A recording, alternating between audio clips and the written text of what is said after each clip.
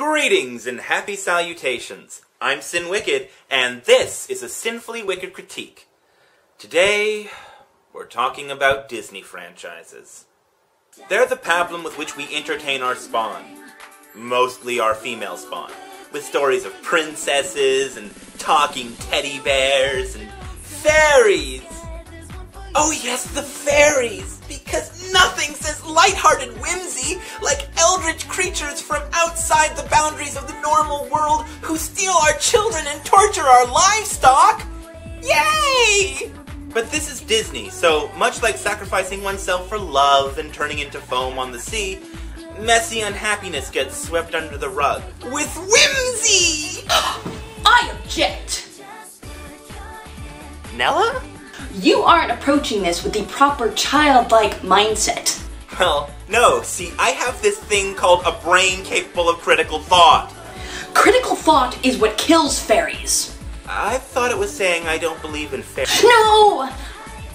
Look, if you're gonna talk about the Disney fairy franchise, then you've gotta try and experience the film with your brain turned off, okay? Okay, I guess that's fair. Thanks, Nella. My pleasure. Now I'm off to go spread the philosophy of the woman-child elsewhere. Now, how am I gonna turn my brain off for 90 minutes? I mean, I guess there's sleep deprivation, but I can't really afford the downtime and recovery for that. Brain trauma? No, that's too permanent. I know! Drinking! Drinking? Are you crazy after what happened last time? What last time? When we watched the Tinkerbell movies and you made us drink? We all got drunk? It's not ringing any bells. You don't remember an entire night. No, but that sounds perfect. I'll just watch that, and then I'll know what I thought when I was drunk on Tinkerbell. You're crazy. Yes, I am. Now, away with you.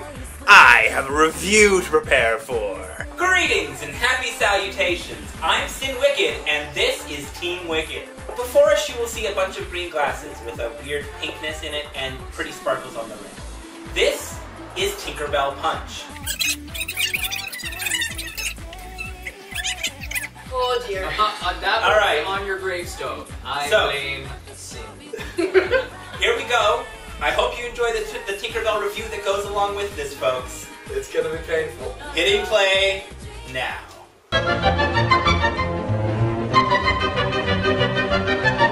Bullshit! I call bullshit! Bullshit on this movie! There isn't enough bullshit! Fuck you, Disney! Okay, excuse me, I need to make a gesture. I'm warning you right now. No. Gesture. What? Make the gesture. Okay, I think I've got this. Let's do this thing! A thing I'm noticing about franchises aimed at girls is that apparently Mother Nature outsources these days. It's all about nurturing nature, special talents that make a person unique, and physically changing the seasons. Oh yeah, no joke. In the Disney fairies world, seasons don't happen without fairies. Now, the fact that the fairies only seem to bring spring to one city in the whole damn world, well, that's obviously beside the point. Because whimsy! But seriously, if a piece of pop culture has to reinforce the idea of women as nurturers, it's kinda nice to see that it's not all about having babies. At its simplest, Tinkerbell is a movie about being the new girl and learning to fit in. No, not that new girl. No, wrong again. No, it's about fairies, not ponies. Yes! Thank you. As I was saying, at its simplest, Tinkerbell is a movie about being the new girl and learning to fit in. Only within a utopic society based on a system of meritocracy where everyone does the job they're best suited for. Wonder how Queen Clarion got her job then. Did she come to Pixie Hollow and have a ceremony that ended with a big-ass crown glowing? Or is it more that she's an ordinary fairy and then somebody threw her a sword from a pond? But you can't expect to wield supreme executive power just because some watery tart threw a sword at you. Figuring out the intricacies of fairy governments aside, the story is a really traditional plot. Tinkerbell is the new girl. Literally. Just born in all her teenage hotness, with a white dress of virginal purity and everything. Then, before she's allowed to get too confused, they sort her into her work-type family unit. Now, this wouldn't be a story about an outcast misfit changing everyone's expectations if she ended up being one of the cool fairies, so Tinkerbell becomes a Tinker Fairy. They're the shop class nerds who also do 4-H and Scouts. So, after all that, I really only have one question. Why is she called Tinkerbell? No, really. I mean, we've got Phineas T. Kettlebottom III here, Clank, and Fairy Mary.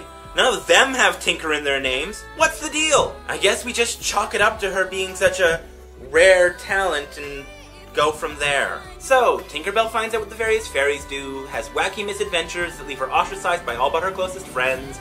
She tries to fix it by overcompensating, things get worse. She finally realizes that she has to be true to herself, even if it means she doesn't get to go to the prom, I mean the mainland. And then with newfound self-confidence, she beats down the most popular girl in school, I mean Pixie Hollow, and saves the day, I mean Spring. Then, because she's learned a valuable lesson about being true to herself, she gets to go to the dance, I mean the prom, I mean the gala, I mean the mainland! And it's about here that we start raping the literature that Tinkerbell comes from. Oh yeah, you didn't think I was just going to ignore that, did you? See, Tinkerbell was originally a character in J.M. Barrie's wildly famous play and novel, Peter Pan. There are all sorts of controversies surrounding Barrie himself, with speculations of pedophilia, infidelity, and other social disgraces. But the story of a boy who never grew up is one that has captured our society's collective consciousness and never let go. Now, this movie does get some things right from Barrie's original text, especially the part where Tinkerbell is a fairy who fixes and mends things. Originally, Tinkerbell was based on traveling merchants known as Tinkers, who went around mending pots and sharpening knives. But there's one big omission from this new Neverland. Peter fucking Pan! Look, I can forgive a lot of things. Fairies make the seasons change. Sure!